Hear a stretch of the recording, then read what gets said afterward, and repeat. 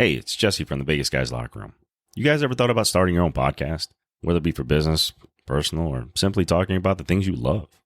Well, I can honestly say when we started our podcast, it was the best decision and it's the most fun we've ever had. But starting a new podcast can be overwhelming at times. And that's where Buzzsprout comes in. Buzzsprout is the best way to start your own professional podcast. They're so good, they've already helped out over 100,000 podcasters get their message out to the world.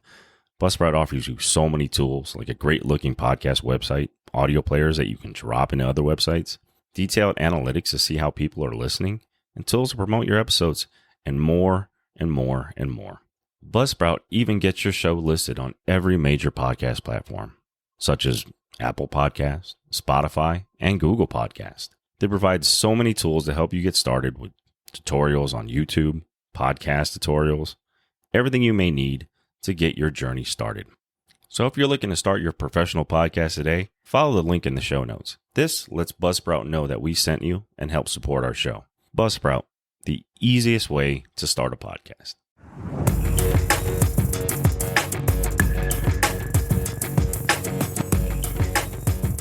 All right, guys, welcome back to the Vegas Guys Locker Room. I know it's been a minute. A lot of things have happened. Some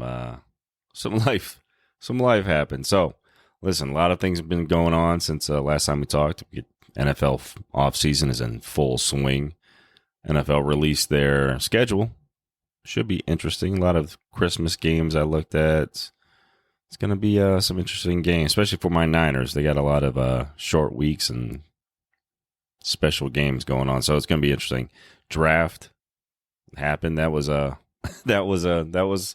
event like it always is. Didn't have a whole lot of headliners in it besides the quarterback situation. I know that was everything. The only thing on everybody's mind was who was going to go first, what quarterbacks were going to land where. And so, the one big surprise was, I think, Will Levis not even going in the first round. A lot of people had put him out there. There was a lot of speculation he might be the second quarterback taken. But the Anthony Richardson goes to the Colts was a shocker to me at number 4. Especially with that offensive setup. So curious to see how this plays out going forward. But, a lot of things going on. Not going to lie, I've been really into the NHL playoffs, especially with my Vegas Golden Knights still kicking around. We got another game tonight against Edmonton. Hopefully we can pull off a W. This whole NHL playoff thing has been just weird. A lot of games, it's not like close battles. It's almost like blowouts every other game. So kind of curious to see how this plays out. Going to be an interesting playoff picture. But good to be back, here at the Vegas Guys Locker Room. We, of course, are the show that talks about sports and the fantasy impacts it may have on you. So, without further ado, we're going to get into it. Today, we are going to break down the NFC West offseason moves and check out the winners and losers and see what moves they made and how it'll affect some of these big names on these rosters that you like to draft.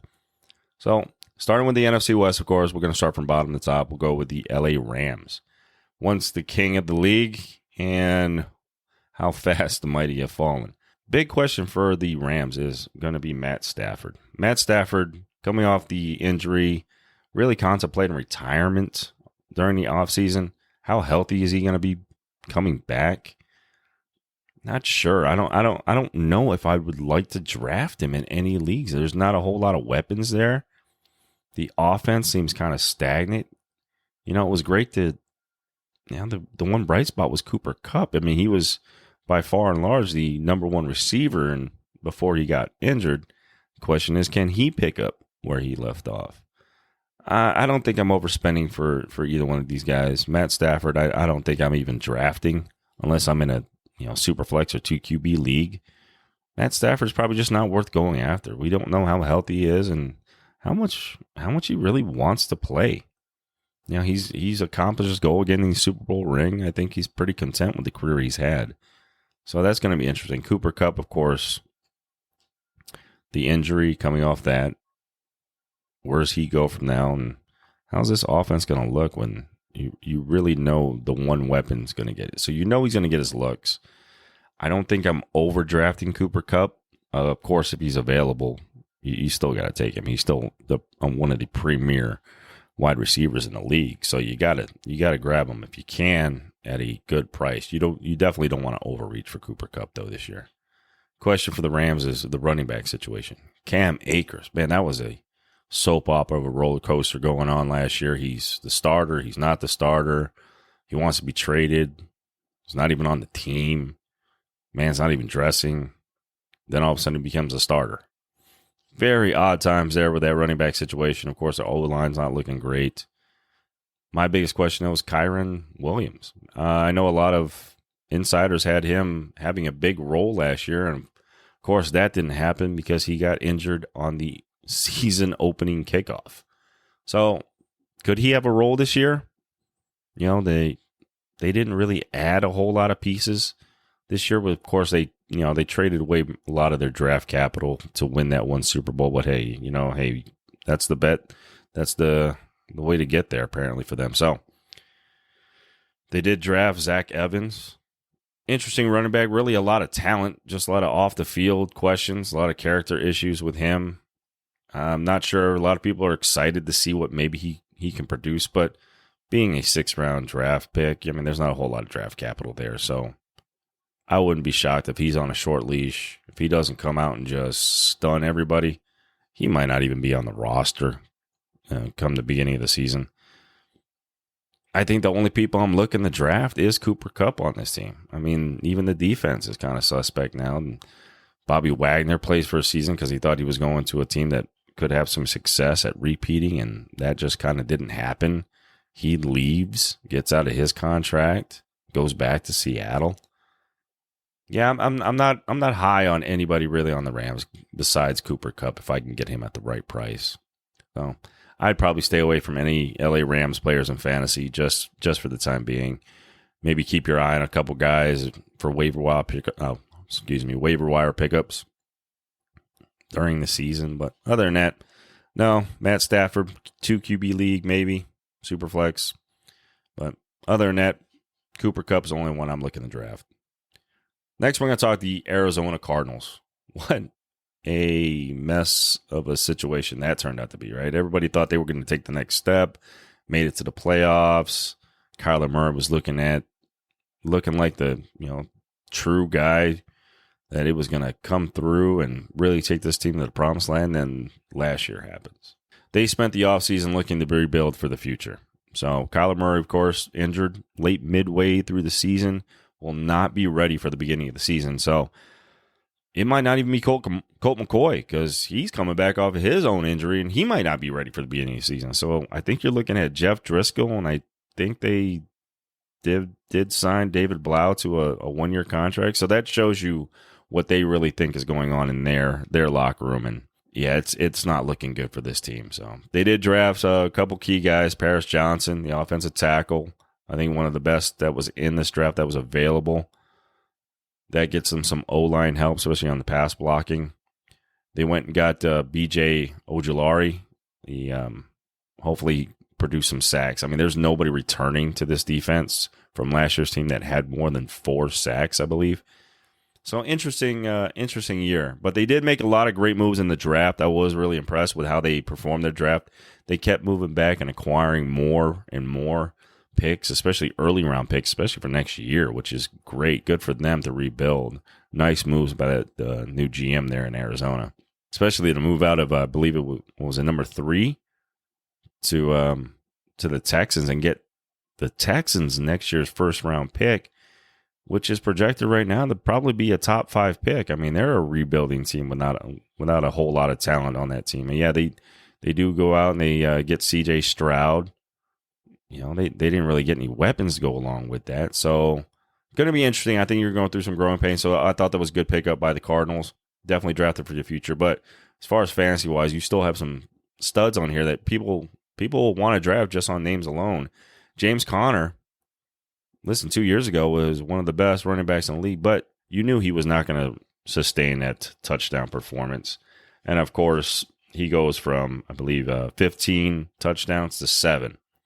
Which is all right. I mean, you knew he was going to have a regression in that. There was no way he was going to get 15 TDs again this year. A lot of people say, "Oh, well, he was hurt." Well, he played his average. I mean, about 13 games. he's always been hurt. He's never played a full 17-game slot. James Conner, if you can get him, man, I think he's more an RB2 than an RB1. Maybe get him in the mid-rounds, see what you got. But, yeah, especially with the suspect offensive line play, don't know if you really want to overreach for James Conner. The other two studs that usually people were high and mighty on, Hollywood Brown and DeAndre Hopkins. Hopkins, of course, was looking to get out of Arizona. It doesn't look like that's going to happen. I don't think anybody wants an aging wide receiver with the contract that he has. So he may end up staying in Arizona unless they can find a deal somewhere. But if he's there, look for him to get heavily targeted. Don't know if that's going to produce any fantasy points because, like I said, the quarterback situation there is going to be a mess. And you don't know what you're going to end up with. So Hopkins could be one of those guys you're hoping for touchdowns out of and hoping to get a big game or two out of. I don't think you're going to get really consistency out of any of these guys, especially with the quarterback play. But who knows? One name to definitely watch out for, though, if they do end up dealing Hopkins away, Michael Wilson, who they drafted. I think this kid can step up and really make a name for himself, especially if he gets some more depth, some more playing time with that QB depth and seeing how they can gel. But yeah, all in all together, not really touching any Cardinals. Kyler Murray, you don't know when he's going to be ready, so you really can't be planning on drafting Kyler Murray. Definitely a 2 QB league if I can get him at a fairly cheap price in the draft. Absolutely, I'll take the hit on him and see if he can come back. 6-7 weeks in, that'd be that'd help you make a run at it because he is gonna make some plays with his legs. He is a running quarterback, so you're gonna get those points. Next, we'll talk the Seattle Seahawks. The Sea Chickens, God, Lee, you'll love it because can Geno Smith really continue to do this? Geno Smith had a heck of a year resurrecting his career, gets a new deal in Seattle. This team has definitely built back up. Of course, like I said earlier, Bobby Wagner returns to that defense. They did draft a number 1 corner in Weatherspoon. Man, are they poised to make a run? Listen, I'm a firm believer. If you want to have a successful fantasy team, draft from the teams that are going to be good. And this team could be good. It's just a lot of mouths to feed is what I'm worried about. Geno Smith, I'll say it. Yes, Lee, I will draft Geno Smith if I can get him at the right price, especially in a 2-quarterback league. Even maybe in a 1 QB league, especially with the weapons he has there. But speaking of the weapons he has there, they did draft Jackson Smith and Jigba. I thought the number 1 receiver on the board going into the draft. They draft him. What does this mean for DK Metcalf and Tyler Lockett? I know Tyler Lockett's getting a little long in the tooth. You don't know how long he's playing, but this team is a run-first primary team, and they like to control the ball, play defense. That is their MO. That is Pete Carroll's MO, and that's how he wins ball games, and they're very successful at what they do. DK Metcalf, listen, the guy's a beast. I'm definitely going to draft DK Metcalf. You can get your hands on, especially if Geno Smith continues his high rate of success. But JSN coming in, he's definitely gonna steal some targets. There's no ifs, ands, buts about it. He's gonna steal targets in a team where their primary goal is to run the ball. So are you looking at DK as hoping he gets the touchdowns to go along with it? Because they're going to spread this ball around. You already know it. Tyler Lockett, I think, has still got another year of good play under his belt. It's going to be interesting to see. I don't think you can go wrong if you get one of these 3 guys at the right price. DK Metcalf is definitely my wide receiver 1 on this team. I would definitely look at getting my hands on DK Metcalf just because, man, he's just a freakish athlete, and he's going to get those 50-50 jump balls, especially in the end zone. So I'm definitely going to draft DK Metcalf. You can get Tyler Lockett like you did last year, which I don't think you're going to. I think people were a little down on it, but now with the quarterback play of Geno Smith, I think his stock rises. Do you go out there and reach for JSN, hoping maybe he can step in? Because listen, injury-wise, if one of these guys goes down, his role goes significantly through the roof. So, yeah, late round, yeah, absolutely. I'd look at drafting JSN. Another good offensive weapon they picked up, especially with a second-round draft capital, so you know they're going to use him because the draft capital is there, is Zach Charbonnet, who I really, really enjoyed watching and I thought was going to be really good. And then he landed in Seattle, and my dreams got crushed because, Kenneth Walker's already there. Speaking of which, what does this do for Kenneth Walker? Because you just drafted a guy in the second round. Kenneth Walker has a draft capital. He already showed he can produce. And then you draft, Charbonnet. Does anybody smell a two-man backfield here? Because that's what I smell. And I don't know if you're going to solely be able to rely on one. I know last year, Kenneth Walker came through for a lot of guys. And a lot of people were excited to have him, especially in keeper leagues. But now with Zach Charbonnet there, I think this goes into a 60-40 split where Charbonnet is going to get a lot more carries than you might think. So definitely looking at these two running backs, I would definitely still draft them. I just wouldn't overreach for either one of them because you just don't know what you're going to get. But then again, a lot of people, if you go on a no RB draft, no running backs, you're going to draft heavy in the wide receiver. Listen, these guys might be available in the late rounds. Probably good pickups. So look at these guys. Look at that defense. That defense is going to be stellar, especially playing against the Rams twice, the Cardinals twice. The Niners are not going to put up massive points on you. They're kind of the same style like Seattle. They want to run the ball first. So nobody's really going to put up a huge number. You're talking 2 games. You're talking those 6 games are pretty good fantasy stats for a defense. So, yeah, look at Seattle's defense if you're thinking. Next, we're going to talk about the coveted and the always popular 49ers. Run CMC. So, listen, he had a great year. Ends up as an RB2 last year. My biggest concern with CMC is if Elijah Mitchell has a healthy year, which is a long shot. 2 years now, he has not been healthy the entire year. He is a very injury-prone running back. But when Mitchell is in the game and plays, CMC's production really drops. And you don't get that production because they do go to a 2-man backfield with these two guys. Because they're both very good. Mitchell is very explosive. So is CMC. He's so versatile. So, yeah, you might not get the production you're thinking you might get if Elijah Mitchell is able to stay healthy. Now, that is a big if. I'm still going to try and get my hands on CMC in any league I can. I think you're just crazy if you can't. But I would definitely probably handcuff that with a Mitchell draft pick later to see if because if it is a 2-man backfield, they're going to hand the ball off to both these guys. And even Mitchell was a decent pickup last year when he was healthy coming in with CMC in the backfield. So I definitely would look at both those guys, drafting both of them, picking those guys up. I just think on a run heavy first offense, having 2 running backs, you still want a piece of that pie. It's still going to be a good pie. The big question is going to be the receivers. Now, Deebo Samuel, who was extremely drafted and drafted extremely high. Listen, didn't play a full season again. Still has yet to play a full season. But the touchdowns weren't even there. Deebo only had 5 TDs, combined TDs. I believe there were 3 rushing and 2 receiving touchdowns. This is how bad Deebo's year was.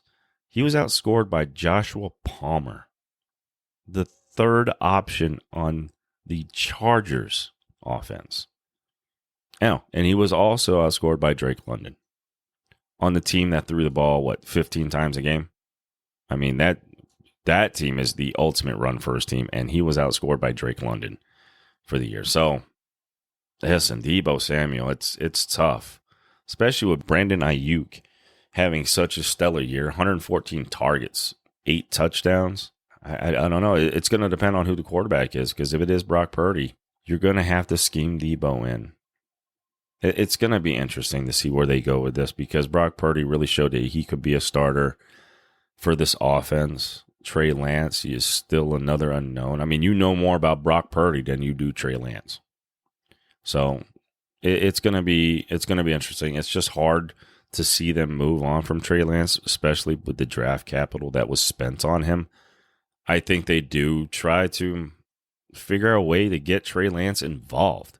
It's gonna be an interesting year as far as fantasy wise for both these teams. I don't think you can draft, of course, one of the Niner quarterbacks, and especially this early. You don't know who the quarterback's going to be. Jimmy Garoppolo is gone. He's moved on to Las Vegas Raiders, which I thought was a good move for him, but that's a discussion for the AFC West later on.